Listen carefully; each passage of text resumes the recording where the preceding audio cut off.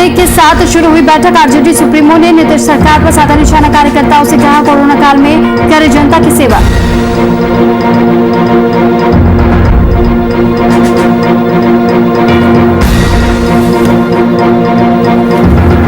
3.5 साल बाद 3 मिनट बोले लालू यादव। वर्चुअल मीटिंग में ही डाउन हो गया लालू यादव का ऑक्सीजन लेवल। मधुबनी पुलिस को मिली सफलता। पुलिस ने बीजेपी प्रदेश मंत्री के घर से भारी मात्रा में शराब की बरामद। प्रदेश मंत्री शकील अहमद को किया गया गिरफ्तार।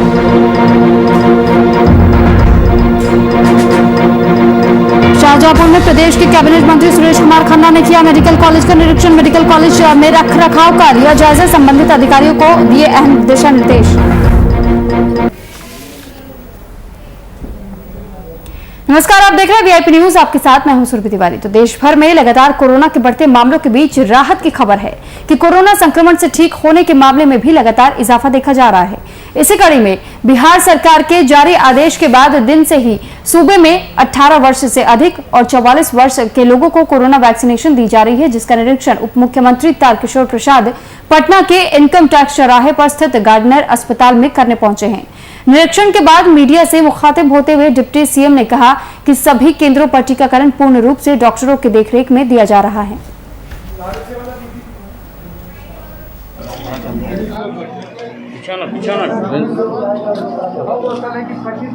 80 लोग टीका ले चुके हैं। ये एक अच्छी बात है, लोगों में जागरूकता है और इसे धीरे धीरे हम सब विस्तार करेंगे। आज प्रारंभ करना था, इसलिए आज सीमित जगह पर ही हम सबों ने इसे प्रारंभ किया है। निकले हैं हॉस्पिटल में, व्यवस्था अच्छी है। हमारे चिकित्सक प्रातः काल से लगे हुए हैं, हमारे अधिकारी लगे हुए हैं।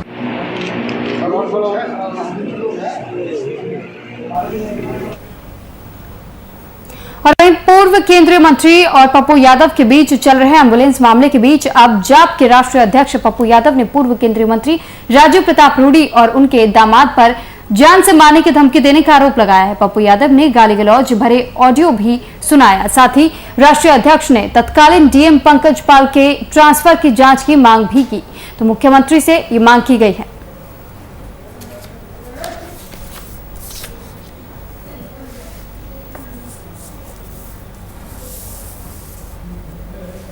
के पदाधिकारी पर और जहां जहां ये वेंटिलेटर गई है वहां के पदाधिकारी पर एफआईआर लॉन्च होना चाहिए, क्योंकि ऑक्सीजन के चलते जो लोग मरे हैं वेंट के चलते, उस पर 302 का मुकदमा लगा।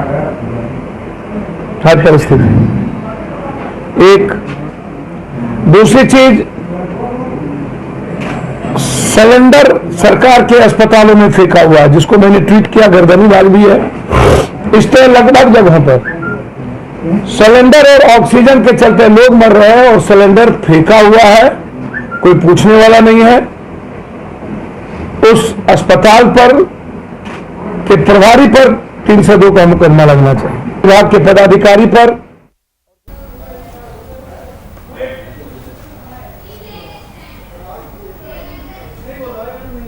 तो कोरोना महामारी में राज्य सरकार के नाकामी का आरोप लगाते हुए आरजेडी प्रवक्ता मृत्युंजय तिवारी ने एक बार फिर सरकार पर निशाना साधा है। इस दौरान आरजेडी प्रवक्ता ने कहा कि एक और सरकार जहां कोरोना मरीजों को स्वास्थ्य सेवा उपलब्ध नहीं करा पा रही है, तो वहीं सत्तारूढ़ दल के नेता एम्बुलेंस अपने यहां छुपा कर रखते हुए पाए गए। ऐसे में सरकार पूरी तरह से ये कोशिश कर रही है कि किसी भी तरीके से हालातों को सुधारा जाए, लेकिन राज्य सरकार की विफलता भी सामने आ रही है।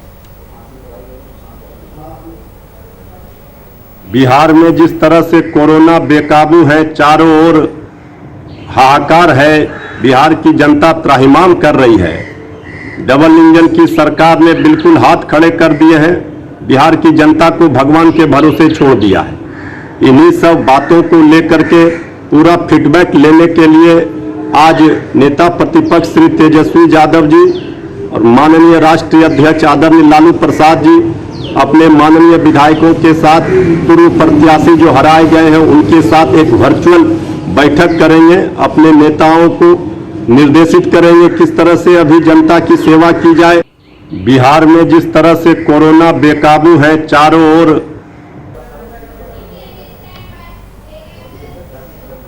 और वहीं मधुबनी के चबच्चा मोड़ स्थित बीजेपी अल्पसंख्यक प्रकोष्ठ के प्रदेश मंत्री शकील अहमद के घर से पुलिस ने भारी मात्रा में शराब बरामद की है। मौके पर पुलिस ने शकील अहमद को गिरफ्तार किया और आपको बता दें कि शकील अहमद के बेटे मोहम्मद आसिफ को पुलिस ने पहले ही गिरफ्तार कर लिया था। पूछताछ के दौरान शराब खरीद बिक्री में अपने पिता की संलिप्तता को स्वीकार की, जिसके बाद उसके घर छापेमारी की गई। फिलहाल दोनों आरोपी के अलावा दिनेश मुखिया पर भी प्राथमिकी दर्ज की गई है और आगे की कार्रवाई जारी है।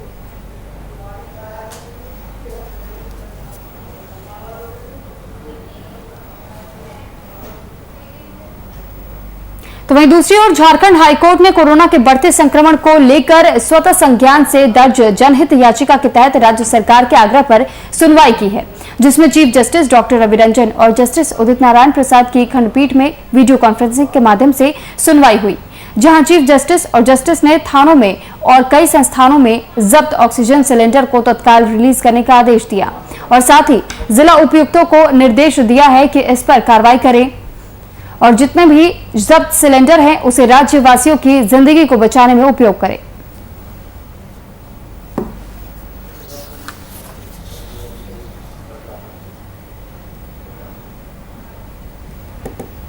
कोरोना काल में जो उसकी विभीषिका से निपटने के लिए जो जनहित याचिका झारखंड उच्च न्यायालय के समक्ष दायर है, उस मामले पर सुनवाई करते हुए माननीय मुख्य न्यायमूर्ति डॉक्टर रवि रंजन एवं न्यायमूर्ति सुजीत नारायण प्रसाद की खंडपीठ ने राज्य सरकार के द्वारा दायर किए गए इंटरलोकेटरी एप्लीकेशन पर सुनवाई की और उसके प्रार्थना को स्वीकार करते हुए कहा कि राज्य के भीतर जितने भी थानों के मालखाने या अन्य एजेंसियों के मालखाने में ऑक्सीजन सिलेंडर जब्त कर रखी गई है, उन सभी का इस्तेमाल फिलहाल मरीजों की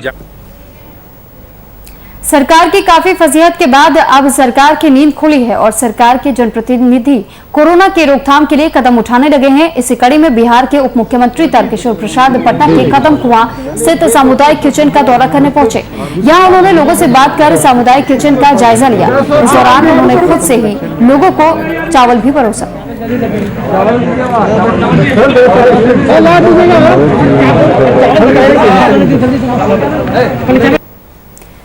तो वहीं मोतिहारी जिले में गोविंदगंज विधानसभा क्षेत्र के वर्तमान विधायक सुनील मणि तिवारी ने अपने प्रतिद्वंदी पार्टी पर जोरदार हमला बोला है। उन्होंने अपने गुमशुदा के फेसबुक पोस्ट के बारे में कहा कि जिसने पोस्ट डाल रखा है वो मेरे घर पर आए और मुझे ढूंढ ले।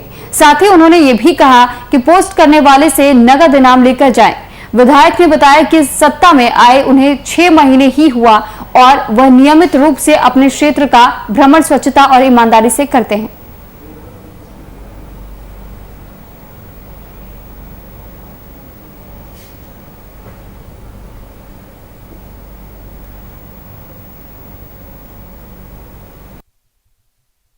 इसमें हम क्या कहेंगे, गुमशुदा की हम तलाश कर रहा है लोग, तो हम गुमशुदा है कि क्षेत्र में है तो हम जनता दिख रही है जी।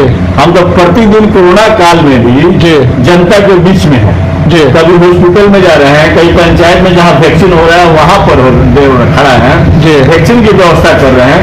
और इसका सीधे गवाही हमारे फेसबुक देखने पर आपको मालूम होगा कि मैं कहाँ हूँ जी।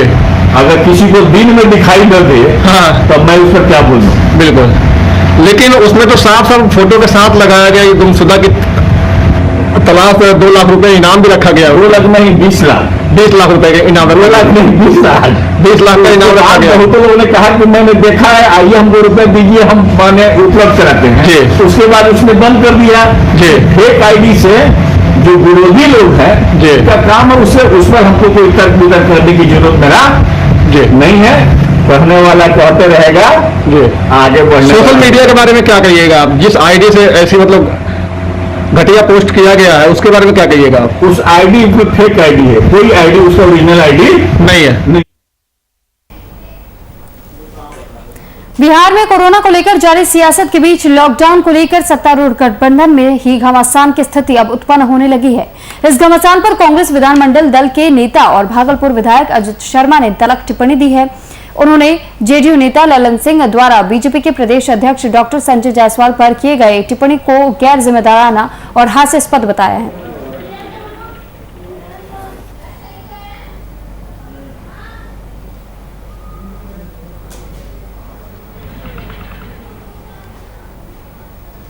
भी आज समाचार पत्र के माध्यम से देखा कि आदरणीय राजीव रंजन सिंह उर्फ ललन सिंह ने बड़ा ही आश्चर्य बयान दिया है कि साहब आदरणीय प्रतिपक्ष के नेता तेजस्वी यादव जी और आदरणीय प्रदेश अध्यक्ष जायसवाल जी के बारे में कहा है, ये लोग कैसे बयानबाजी दे रहे हैं, इनसे कोई भला नहीं होना है बिहार का। गैर जिम्मेदाराना बयान बोला गया इनके बारे में और कहा गया ये गैर राजनीतिक नेता और ये गैर राजनीतिक पार्टियां, मतलब ये भारतीय जनता पार्टी को भी गैर राजनीतिक पार्टी बोलते हैं, जिसके साथ गठबंधन में आप बिहार में सरकार चला रहे हैं।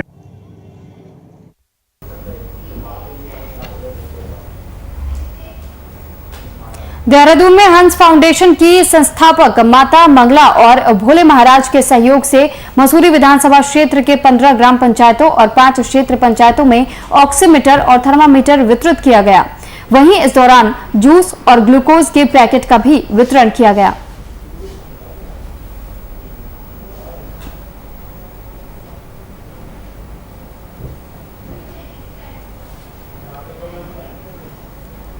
तो बढ़ते कोरोना संक्रमण के बीच काली कमाई का जरिया भी अपनाने वाले लोगों भी मौका देखकर अपना काम जारी रखते हैं। तो ऐसे में लगातार ये देखा जा रहा है कि जहां एक और मरीजों को आखिरी आस रेमडेसिविर दवा पर रहती है, तो वहीं दूसरी ओर ब्लैक मार्केटिंग करने वाला गैंग भी सक्रिय नजर आता है। ताजा मामला पटना के कंकड़ाबाग थाना क्षेत्र का बताया जा रहा है, जहां रेमडेसिविर और ऑक्सीजन की कालाबाजारी को लेकर फिर एक बार ईओयू टीम ने छापेमारी की है। इस दौरान ईओयू की टीम ने छापेमारी कर 3 वायल रेमडेसिविर दवा को रंगे हाथ 3 आरोपियों के साथ पकड़ा है। तो ये कालाबाजारी को पत्रकारिता की आड़ में इसे पाया गया और इस दौरान मौके से एक बाइक भी बरामद किया गया है, जिस पर एक निजी चैनल का स्टिकर लगा हुआ था। फिलहाल पुलिस इस पूरे मामले की छानबीन कर रही है।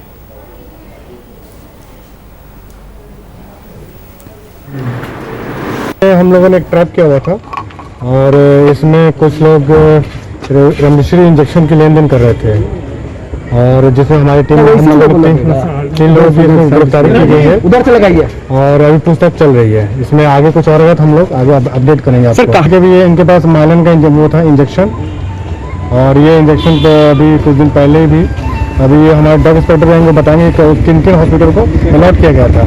उसके बाद ये जानकारी पूरी तरह मिल जाएगी कि इसमें से लीक कहाँ से हुआ है ये इंजेक्शन।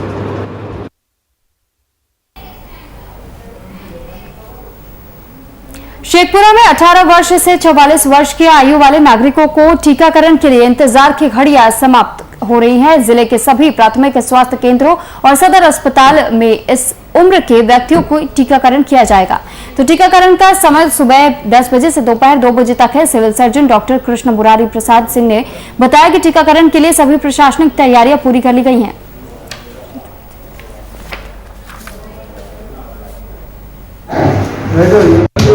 पिछले 1 महीने से तो दवा के कमी के कारण हर पीएचसी और सदर अस्पताल में टीकाकरण होते रहता था, लेकिन इधर से टीका दवा आ जाने से इधर 3-4 दिन पहले दवा की मात्रा अच्छे खासा आने से हम उसको सेशन को बढ़ा दिए हैं और हर पीएचसी में 2, 3, 4 एक्स्ट्रा सेशन कर दिया गया है।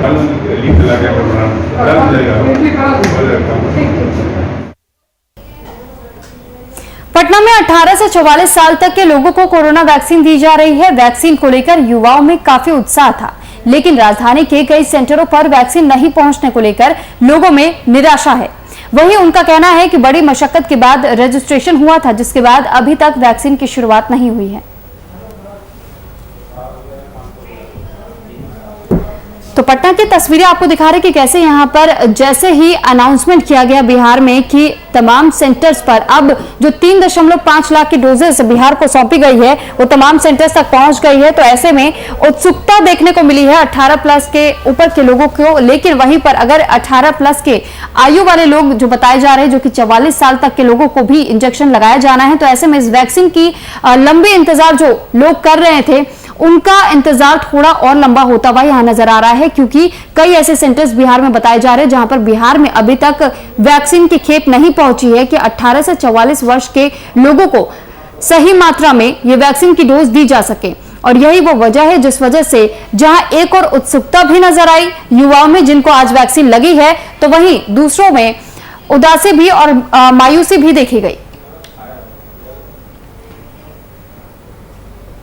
अरियरी ब्लॉक में करंट लगने से एक किशोर गंभीर रूप से घायल हो गया, जिसे आनन फानन में सदर अस्पताल लाया और यहां पर डॉक्टरों की उपस्थिति नहीं रहने के कारण घंटों से मरीज के परिजन परेशान हैं, लेकिन मरीज का कोई इलाज करने वाला नहीं था, जिसके कारण अब तक पिछले 4 घंटे से बच्चे के इलाज के लिए परिचालन परेशान है। और इस घटना के बाद ग्रामीणों में काफी आक्रोश का माहौल भी देखने को मिला। वहीं इस घटना के बाद परिजनों का क्या हाल है, इसका जायजा लिया हमारे संवाददाता शिव कुमार पाठक ने।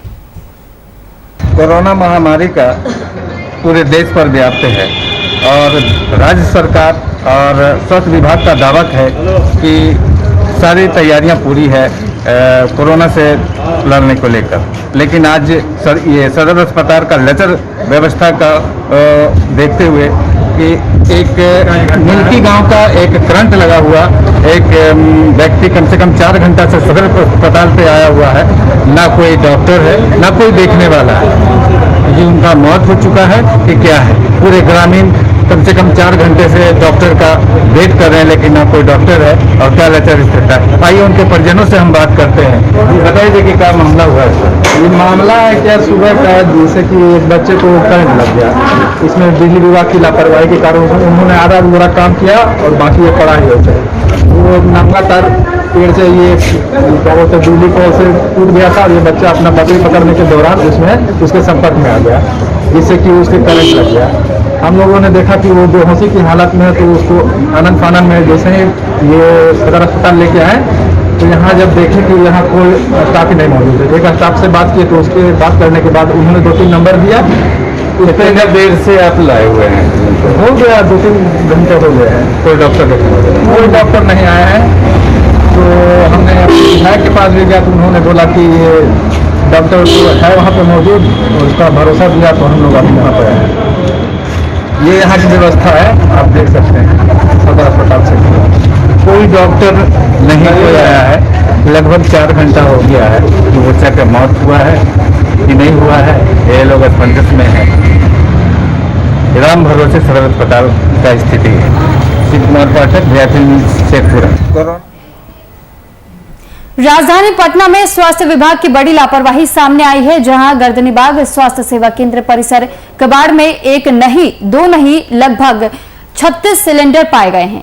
एक ओर देश में जहां ऑक्सीजन सिलेंडर को लेकर हाहाकार मचा हुआ है, तो दूसरी ओर सिलेंडर की कालाबाजारी भी की जा रही है, जिसमें ऑक्सीजन सिलेंडर के लिए पुलिस लगातार छापेमारी कर रही है। फिलहाल इस मामले पर अस्पताल प्रशासन कुछ भी बोलने से इनकार कर रहा है।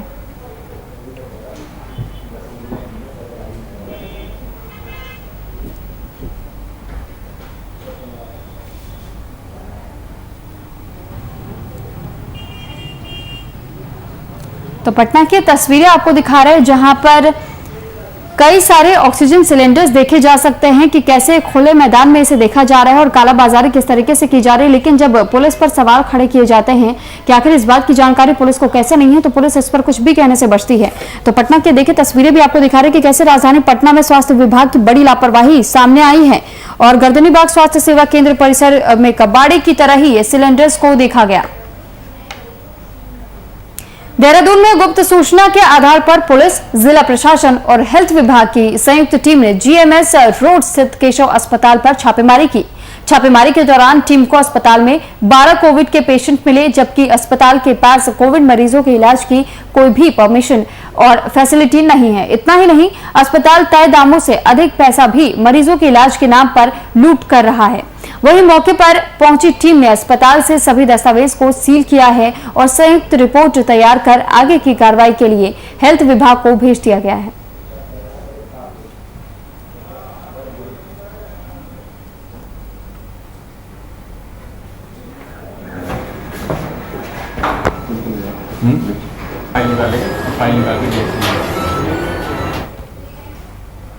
कोरोना कर्फ्यू का पालन कराने को लेकर प्रशासन पूरी तरह से अलर्ट मोड पर नजर आ रहा है। सोनभद्र में भी इसे लेकर पूरी तरह से पुलिस मुस्तैद नजर आ रही है। पुलिस अधीक्षक अमरेंद्र प्रसाद सिंह के निर्देशानुसार कोविड-19 के संक्रमण से बचाव के लिए प्रशासन की तरफ से चेकिंग अभियान चलाया गया। इस दौरान जनता से मास्क लगाने, सैनिटाइजर का प्रयोग करने, अनावश्यक रूप से घर से न निकलने और सोशल डिस्टेंसिंग के पालन करने की अपील की जा रही है। किसी प्रकार की जमाखोरी नहीं होनी चाहिए। पूरे देश में कोरोना की महामारी विकराल रूप पकड़ ली है। थाना शक्तिनगर की जनता से आग्रह है कि बेवजह अन्यथा आपके खिलाफ सख्त कार्रवाई की जाएगी। प्रत्येक व्यक्ति मास्क लगावे।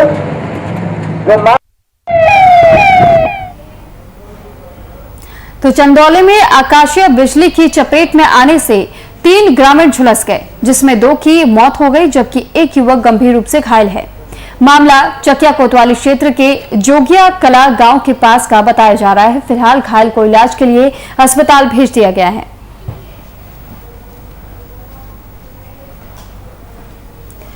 तो चंदौली की यह खबर आपको दिखा रहे हैं। इलाज के लिए तीनों घायलों को नजदीकी अस्पताल में भेज दिया गया है। दरअसल यहां पर आकाशीय बिजली गिरने की वजह से ये हादसा हुआ और 3 लोग बुरी तरीके से झुलस गए, जिसके बाद से इन तीनों ग्रामीणों को नजदीकी अस्पताल में इलाज के लिए भेजा गया। समस्तीपुर जिले में कोरोना का कहर लगातार बरतते जा रहा है और वहीं जिले में कोरोना संक्रमित मरीजों का आंकड़ा लगातार बढ़ रहा है। कोरोना के दूसरे चरण में पिछले सारे रिकॉर्ड तोड़ते हुए पिछले 24 घंटे में जिले में 609 नए संक्रमित मरीजों की पहचान की गई है। वहीं कोरोना से 19 लोगों की जान भी जा चुकी है, लेकिन अब भी समस्तीपुर के लोग कोरोना के प्रति सजग नहीं दिख रहे हैं और वहीं पुलिस भी मौन बनी हुई है। तो वहीं समस्तीपुर शहर के अलग अलग जगहों की क्या है तस्वीर, इसका जायजा लिया हमारे संवाददाता कैसर खान ने। 5 मई से लेकर और 15 मई तक के लिए लॉकडाउन किया गया है, मगर समस्तीपुर की जो तस्वीर है वो साफ तस्वीरों में देखा जा सकता है कि समस्तीपुर के अंदर के जो है नज़ारा है वो कहीं भी लॉकडाउन का जो है पालन करते हुए लोगों को देखा नहीं जा रहा है। साफ तस्वीरों में देखा जा सकता है कि आम दिनों की तरह लोग जो है समस्तीपुर की सड़कों पर नजर आ रहे हैं और लगातार जो है कि वो जो है जो कोरोना के गाइडलाइन है उसकी सरेआम जो है धज्जियां उड़ाते नजर आ रहे हैं। तो चलिए आइए देखते हैं समस्तीपुर के अंदर और जगह जगह की मैं आपको तस्वीर दिखाऊंगा जहां जो है लॉकडाउन को लेकर किस तरह लोग समस्तीपुर की सड़कों पे नजर आ रहे हैं। हम आ पहुंचे हैं समस्तीपुर शहर के राम बाबू चौक और जहां की आप तस्वीर देख सकते हैं कि लोग जो है कोरोना संक्रमण का खतरा लगातार समस्तीपुर के अंदर बढ़ता ही जा रहा है। और समस्तीपुर की बात करें तो समस्तीपुर के अंदर आज का जो कोरोना संक्रमण का जो केस है वो 600 के पार हो चुका है, जो कि सबसे बड़ा आंकड़ा जो है समस्तीपुर के लिए अभी तक का सबसे बड़ा आंकड़ा जो 600 के पार हो चुका है वो समस्तीपुर के अंदर। मगर अब भी लोग जो है समस्तीपुर के लोग जो है कहीं ना कहीं जो समस्तीपुर के अंदर जिस तरह से कोरोना संक्रमण बढ़ते जा रहा है मगर लोग अब भी बेपरवाह है और अब भी जो है लोग समस्तीपुर की सड़कों पे साफ नजर आ रहे हैं। कहीं ना कहीं सरकार लगातार जो है कोरोना संक्रमण को लेकर पूरी तरह से चिंतित बनी हुई है, मगर समस्तीपुर का जो नज़ारा है समस्तीपुर के जो लोग हैं कहीं ना कहीं उन्हें डर नहीं लग रहा है कोरोना संक्रमण को और लगातार जो है इस लॉकडाउन के अंदर जो है समस्तीपुर की सड़कों पे नजर आ रहे हैं। बात करें प्रशासन की तो प्रशासन भी कहीं देखने को नजर नहीं आ रहा है कि आखिर प्रशासन है कहाँ। प्रशासन भी पूरी तरह से मौन बनी है, पूरी तरह से शांत बनी हुई कहीं नजर नहीं आ रही है। प्रशासन की भी लापरवाही साफ तौर पे देखा जा सकता है समस्तीपुर के अंदर और लगातार जो है समस्तीपुर के अंदर जो है लोग जो है समस्तीपुर की सड़कों पे नजर आ रहे हैं। बहरहाल चलते हैं और भी जगह और जानते हैं कि वहां का क्या हाल है समस्तीपुर शहर का। आप पहुंचे हैं समस्तीपुर शहर के मारवाड़ी बाजार में और स्टेशन के ठीक सामने है, जहां की आप तस्वीर देख सकते हैं कि लोगों की जो भीड़ है समस्तीपुर शहर के अंदर साफ तौर पे देखा जा सकता है कि कोरोना के इस गाइडलाइन के बावजूद भी समस्तीपुर की सड़कों का जो नज़ारा है वो साफ तस्वीरों में देखा जा सकता है कि लोग अब भी बेपरवाह होकर समस्तीपुर की सड़कों पे निकल रहे हैं। क्योंकि मैंने आपको सारी तस्वीरें दिखाई जहां लोग किस तरह से कोरोना संक्रमण से बचाव के लिए और कोरोना संक्रमण का उनको कितना डर है, कोरोना से उन्हें कितना डर है वो तो साफ तस्वीरों में देखा जा सकता है। बहरहाल प्रशासन अब इस मामले पर क्या कुछ करेगी ये तो देखने वाली बात होगी। वीआईपी न्यूज के लिए समस्तीपुर से कैसर खान। फिलहाल इस बुलेटिन में इतना ही। आप बने रहिए वीआईपी न्यूज के साथ। नमस्कार।